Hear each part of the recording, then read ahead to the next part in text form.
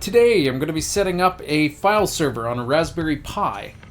I'm going to make it accessible outside of my home network using an overlay network VPN. Plus I'm going to set up a reverse proxy that will allow me to access these services with SSL encryption and any other services that I set up in my home lab. Yeah, if you're interested in seeing how I do this, strap in, because this is going to be a long one.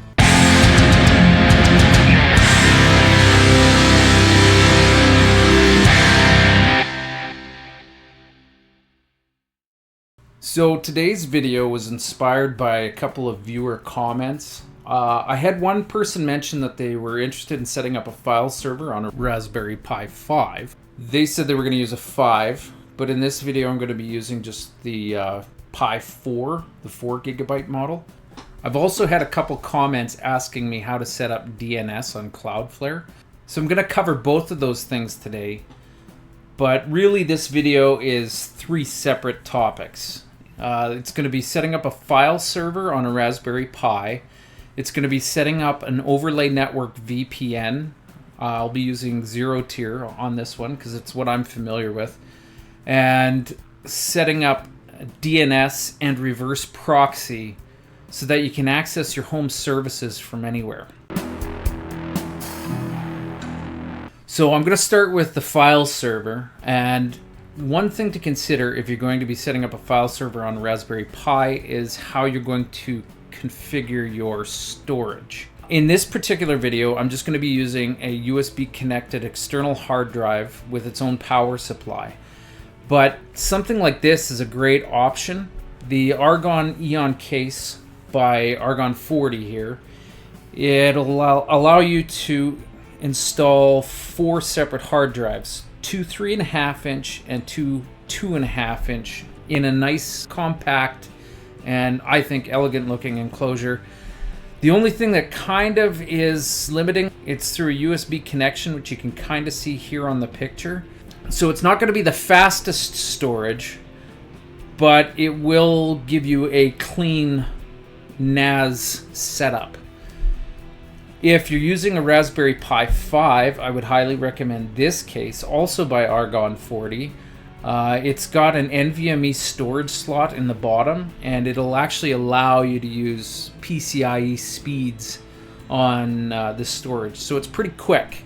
And the only reason I'm recommending this one is it's what I use personally, and I've really enjoyed their product. Yeah, I may have just pointed out 2 Argon cases, but I am not affiliated with them at all. So the first step in setting up our file server is to image a base Debian install on a micro SD card.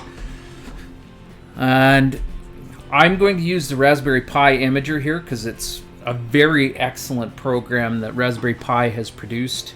You can go to raspberrypi.com/software to download this, and you can see here they've got links for whatever operating system you're using. So if you got Windows, you can click here, Mac, click there, or Ubuntu, you can click here. I'm using Pop! OS, and it's actually available in the Pop! Shop, so I have already installed it that way. So I'm going to switch over to the Raspberry Pi Imager, and I'll show you the install there. So this Raspberry Pi Imager is really simple to use. First thing you want to do is choose your device. If you have a Raspberry Pi 5, then you would select that here under Choose OS. For what I'm doing, this is a headless install, so I would go with Raspberry Pi OS Other and choose the light version of it. Since I'm using a Raspberry Pi 4, I'm going to switch to that, and I'm going to choose the exact same operating system under Other, Light, and then choose your storage. I've got a 128 gig micro SD card that I've got in a memory card slot reader. So I'm going to select that. I'll click Next. And on here, it asks you if you want to apply customization settings. And since this is headless, I definitely do. You want to set a host name.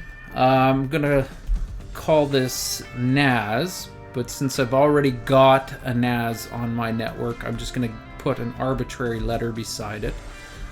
I'm going to set the username and password. I don't have to configure Wi-Fi on here because this is going to be connected via an Ethernet, but I do want to set the locale settings. And then under services, I want to enable SSH, and since I have a public SSH key, I'm going to copy and paste that.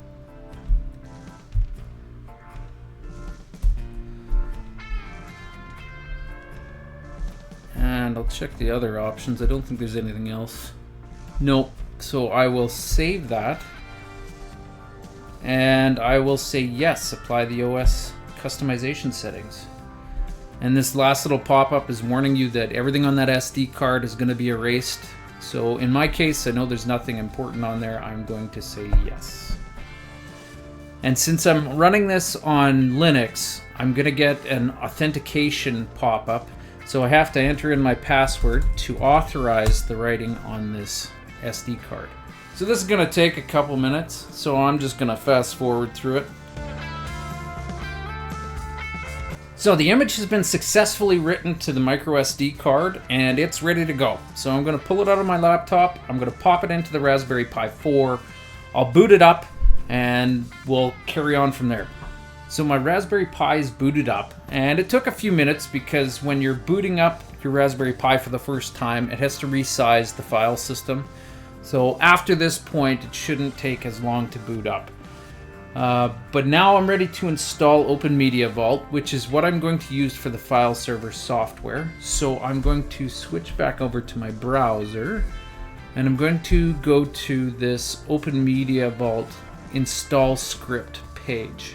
I found this right off of the Open Media Vault forums, and I'm going to scroll down, and there are 3 different ways to install it on here. These 2 are effectively the same, just one grabs the install script with wget and the other one with curl. And the third one here will not touch your networking setup that you've already got on your Raspberry Pi.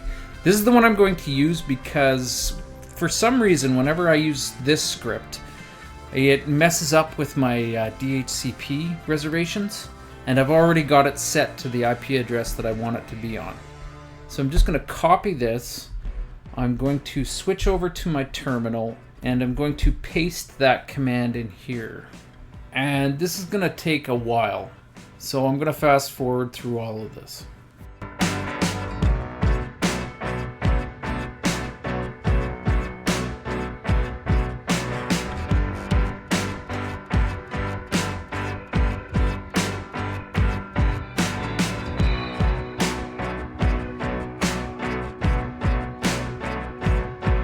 Alright, so the install script is run. It took about 18 minutes, and Open Media Vault should now be installed on my Raspberry Pi. So I'm going to switch over to my browser.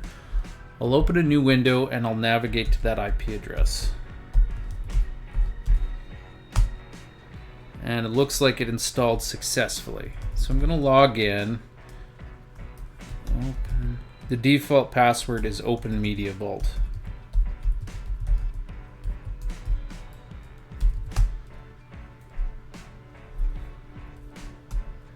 I'm going to type it correctly this time.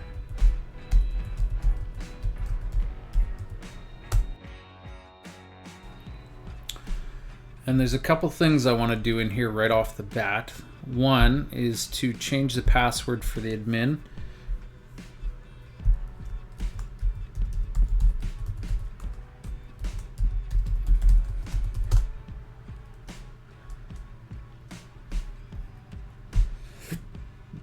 Oh, for crying out loud, I'll type that correctly this time.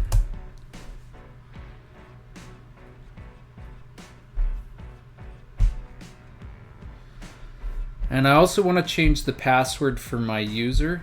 I need to do this so that I can access my network shares.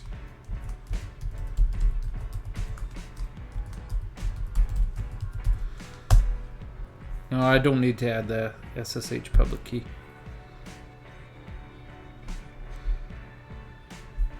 So we'll save. And I want to apply these configurations. So now that I've got those out of the way, I also want to update the system.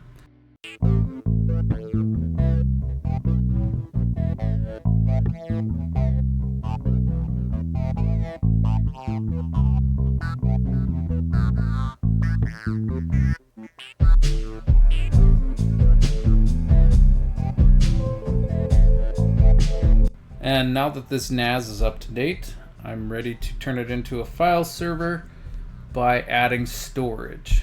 So I'm going to look at my disks, and I should have a 4 terabyte external drive on here. I'm going to wipe this so that I can use it. I have nothing on there, so I'm sure of that. We're just gonna go quick. I gotta put a file system on it. So in this, I'm gonna create and mount a file system. I'm gonna put ext4 and I'll select that disk I just wiped. Once again, this is gonna take a while. So I'll fast forward it so you don't have to sit through all of it.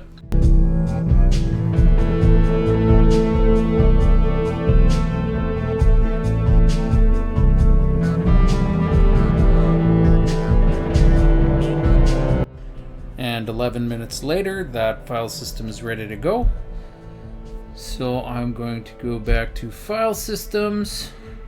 We'll mount an existing file system, select that drive, and hit Save. And then apply.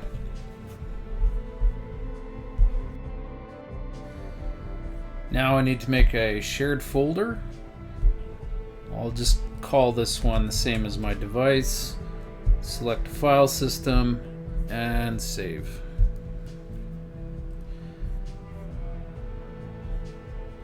And apply. And now to make this accessible, I need to start up the SMB service.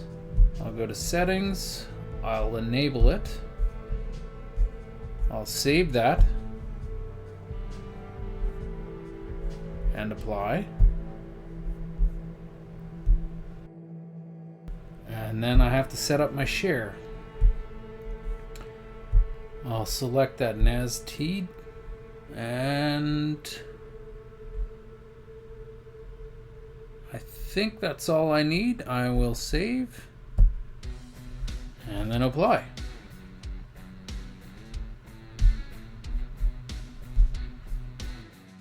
Okay, so now my file server should be set up the way I want. In order to test it out, I'm just going to switch over to my file browser.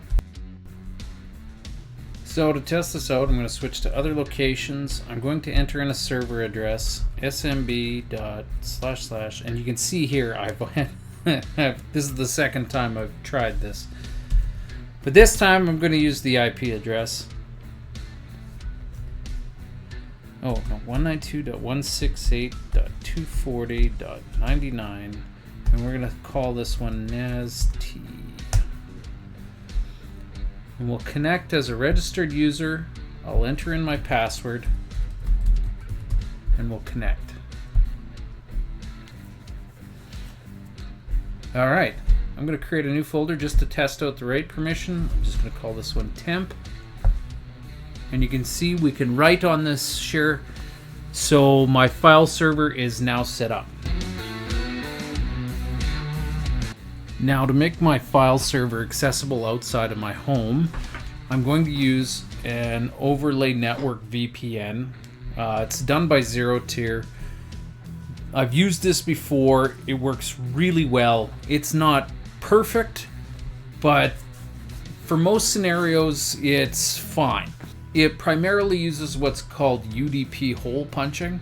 So if you're interested in it, check that out. It's quite interesting how it works, but I'm not going to get into that today. I will show you how to set it up. So if you come to ZeroTier.com, you just click sign up, you create an account, and then you log in, and that's what I'm going to do right now. So I'll be right back. All right, now that I'm logged in, this is what you're going to see. You can create separate networks for different services that you're going to use. It is free to use up to, I think, 22 devices. I'll double check that and I'll put it in the video if I'm wrong. But in order to start using this, you need to click create a network. So in order to use this network, I'm going to need ZeroTier installed on my Raspberry Pi. And to do that, I'm going to right click on download and open it in a different link or in a different tab. And I'm going to scroll down to where it says install using Linux. So I'm just going to copy this one-line command here.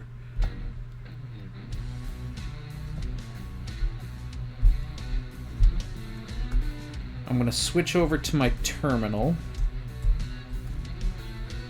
And I'm just going to paste that right here. Alright, now that ZeroTier is installed, I can use it to connect to the ZeroTier service. So I'm going to switch back to my browser. And I'm going to go back to my user interface. And I'm going to click on this network. I'm just going to copy this network ID. And I'm going to use the CLI tool on my NAS to join to this network. So I'll switch back to the terminal. And I'm going to use the command sudo ZeroTier CLI join, and I'm just going to paste in that network ID. And it says join OK. So I'm going to switch back to my browser, and I'm just going to refresh this page. And you can see here there's a new device, but it's not authorized to access anything on this network yet. That's what's kind of nice about ZeroTier, is you have to authorize every device that connects. So I'm going to authorize it. And now we've joined that network. I'm going to refresh this again. And you can see it's assigned an IP address to that NAS. Now I can do the same thing with my laptop, so I'm going to go ahead and do that, and I will be right back. Okay, now that I've joined with my laptop, I'll refresh the page again, and you can see there it is. I'm going to select that and authorize it to join this network. And I'll refresh this again, and you can see my laptop has also been assigned an IP address. Now, if I am outside of my home network, I can access this IP address to get to my NAS device. And that's basically all there is to it. There's no need to implement any rules in your network firewall. It will just reach out to a third-party server with ZeroTier, and ZeroTier will connect the two devices directly using this UDP hole punching. So that's basically it for setting up the overlay network VPN. So now that I've got my file server set up, I've got my overlay network set up, the last thing I want to do is set up some DNS records so that I don't have to remember all these IP addresses. It also has the added benefit of me having two separate DNS records, one for while I'm in my home and a second one for when I'm out and about, so that when I'm within my home network, I can access my file server directly, and if I'm out and about, it will automatically try to reach the file server through the VPN. So to create a local DNS record, I'm going to sign into my Pi-hole with the right password. And I'm going to go to local DNS records, and I'm going to create a DNS record that points to st.hardwoodhomelabdemo.xyz, and that IP address was 192.168.240.99, and I'm going to add this record. Now this will be great for when I'm accessing the file share internally. So I'm going to switch to my file browser to demonstrate this. Now here on my file browser, if I go to other locations and I enter smb://nast.hardwoodhomelabdemo.xyz, I'll have to sign in again.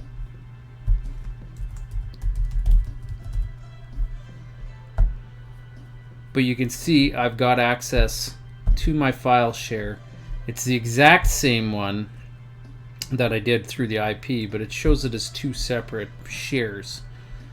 So I'm going to unmount this one, and I'm going to bookmark this. So now if I'm out and about, if I click on this bookmark, it's going to resolve via the domain name instead of the IP address. So this one bookmark will allow me to access my file server from inside my network and outside.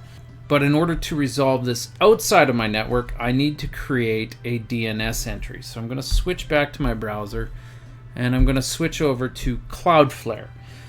So in here, we're going to have to create a DNS record for my NAS device.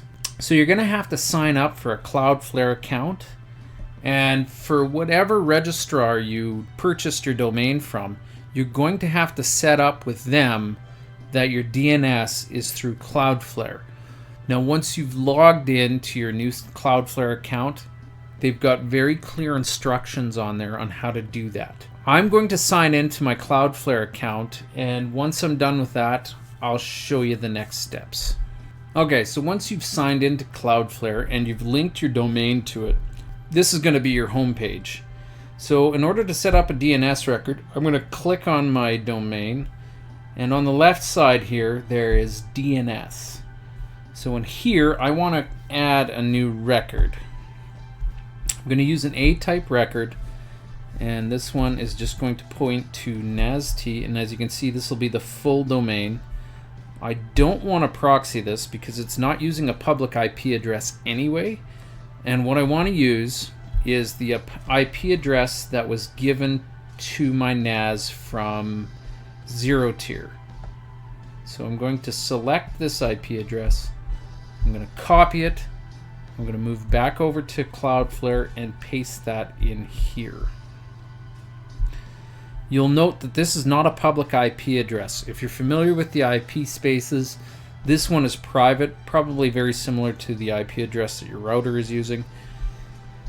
So that's where I want this domain to point to. So I'm going to save this. And now, anytime I'm outside of my home network, this domain is going to resolve to this IP. And inside my home address, it's going to resolve to this IP. So that's basically all there is to setting up DNS records on Cloudflare. But the last thing I want to set up is reverse proxy. By having reverse proxy, I'll be able to access any services that I've got set up, even if it's not on my file server. But the first thing I'm going to set up is a new service on my file server. And in order to do that, I want to set up a plugin.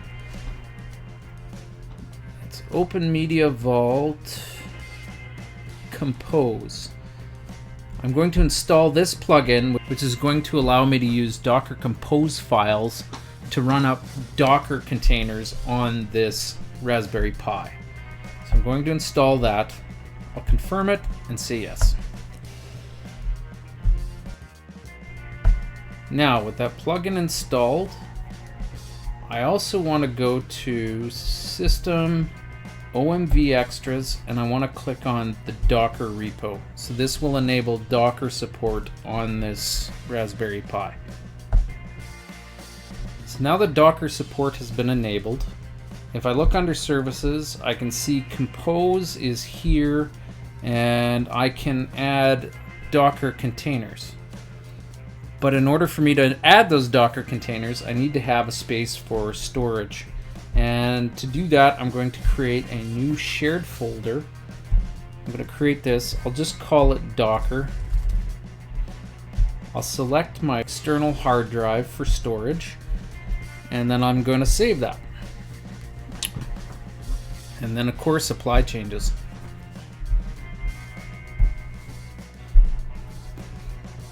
So now that I have a location for Docker to store its data, I'm going to go back over to Services, Compose, go to Settings, and then choose that shared folder that I just created for Docker. I got to save that, and then of course with Open Media Vault, I'm going to have to apply the changes.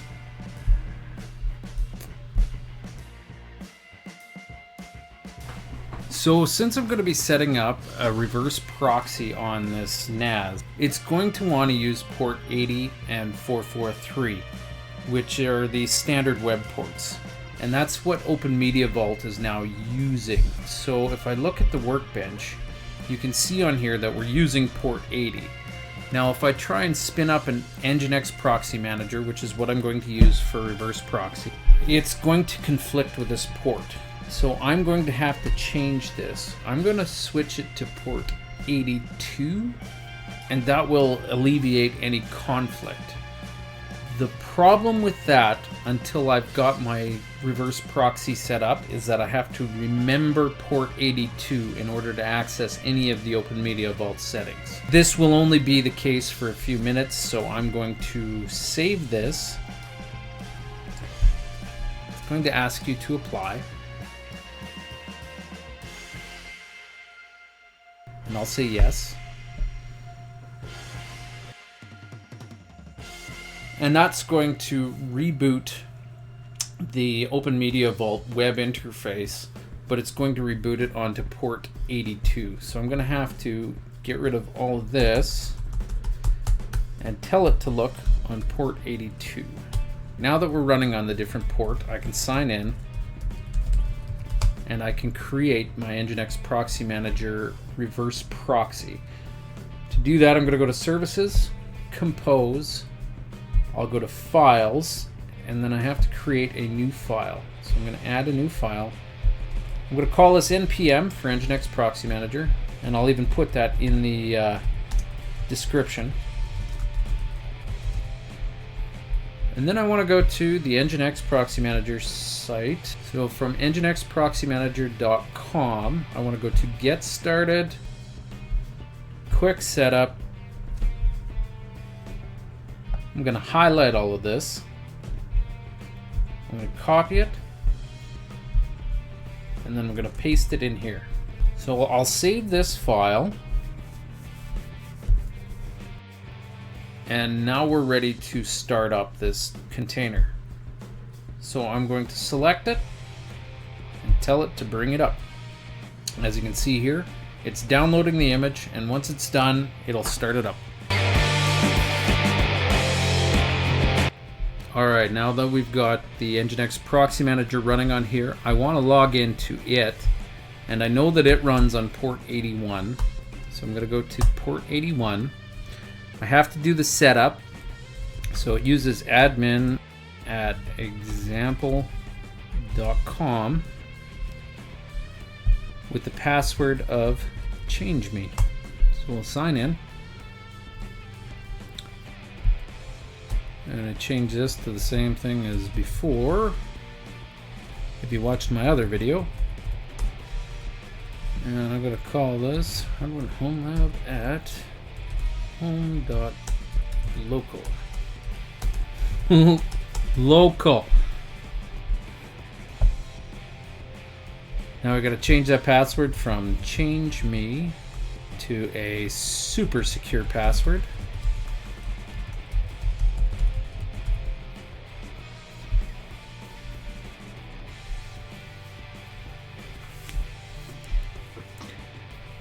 And on here, I'm just going to use a wildcard certificate as well as I did on the last one. So I'm going to add an SSL certificate. I'm going to give that one an asterisk for a wildcard, and it'll be Hardwood Home Lab demo.xyz.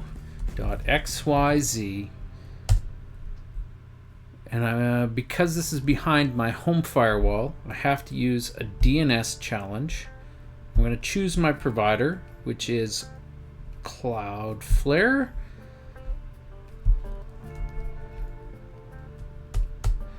And in order to get this API token, I have to switch back over to the Cloudflare.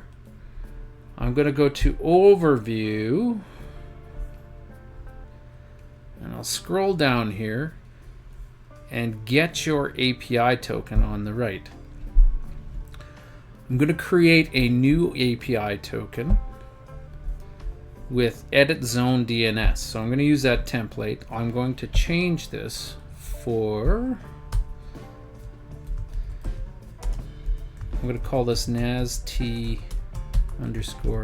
demo. And you want it to have zone edit permissions. So I will continue to summary. Oh, I have to select a zone. I'll continue to summary and then create token. Now it's only going to show you this token once. So once you've left the screen, you can't access this ever again. So I'm going to copy that. I'm going to switch over to my Nginx Proxy Manager and I'm going to paste that token in here. I'm going to agree to the Let's Encrypt terms of service. I'm going to change my email address to a legitimate one, and I'm going to click Save. And when I do that, it's going to reach out to Let's Encrypt and create a wildcard certificate for this domain. Okay, now that I've got my wildcard certificate, I'm ready to add some hosts onto this reverse proxy. So I'm going to go to the dashboard, select proxy hosts, and I'm going to add a proxy host. The first thing I want to add on here is the file server software so that I don't have to remember that IP anymore. So I'm going to call this, what was it? nast.hardwoodhomelabdemo.xyz. That was the IP address of this particular machine, which is 192.168.240.99, and I put that service on port 82. So I'm going to go to SSL, grab my wildcard certificate here, and force SSL, and I'll click Save. And in a new tab, I'm going to try that out. So that was nast.hardwoodhomelab.demo.xyz. And as you can see, I no longer have to remember that IP address. This will also work when I'm outside of the home.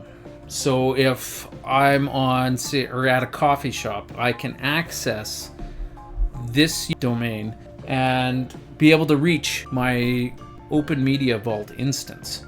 So with this example, you can see that the reverse proxy can point to services that are running on Open Media Vault. But I can also point it to services that are within my home lab. So I'm going to go to my Proxmox instance.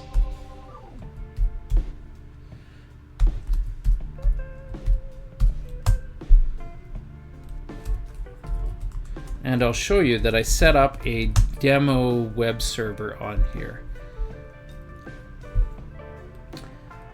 Called it temp web server because I'm going to remove this once I'm done with this video, but you can see it's running on 192.168.240.105. So I'm going to create a new host on here, and I'm going to call this WebT at hardwoodhomelabdemo.xyz. And it's important to hit enter after you've typed in your domain, otherwise it doesn't recognize it. So don't forget that. That's something I've been guilty of. And I said that was at 192.168.240.105.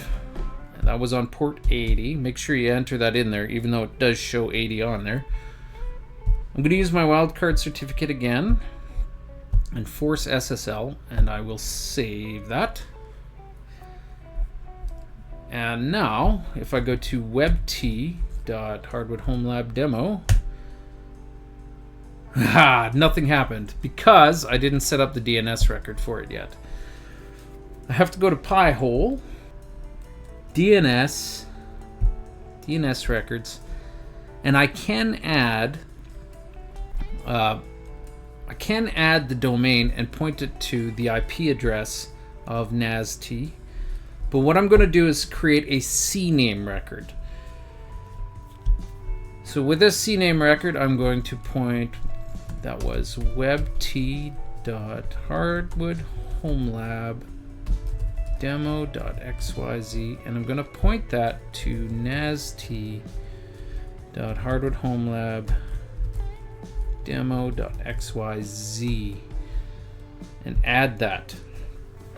Now, for if any reason I changed my reverse proxy IP address now all I have to do is change it under DNS records once instead of for every domain that's pointed at that reverse proxy.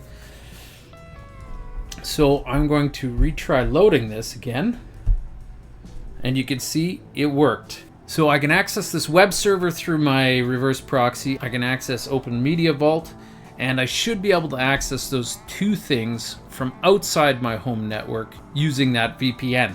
And that's kind of how I wanted to set this up.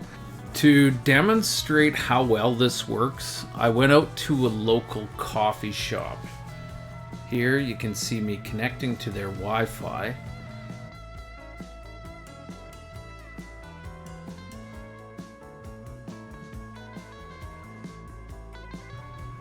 Now that I'm connected, I switched to another workspace and opened a terminal to run the dig command on my domain. You can see right here that the IP address that was resolved is the one assigned by the ZeroTier network. I pinged the domain to show my connection to my Raspberry Pi at home. Then I accessed Open Media Vault in the browser and my temp web server. Remember, that web server is not running on the Raspberry Pi, so that Pi is acting as a proxy into my home lab. Now that I've shown I can access the web services, I switched to my file browser to show how seamlessly I can connect to the SMB share that I set up earlier. And it would have been a lot easier if I saved the credentials.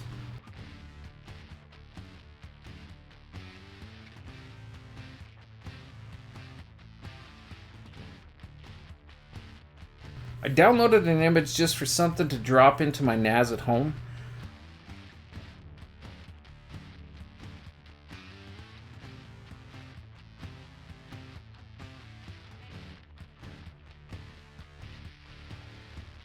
It was simple to place that file in my remote storage.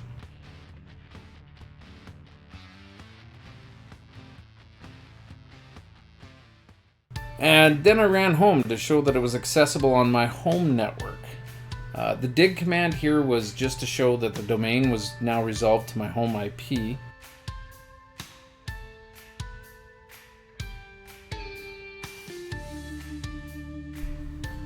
And I can still access that duck image.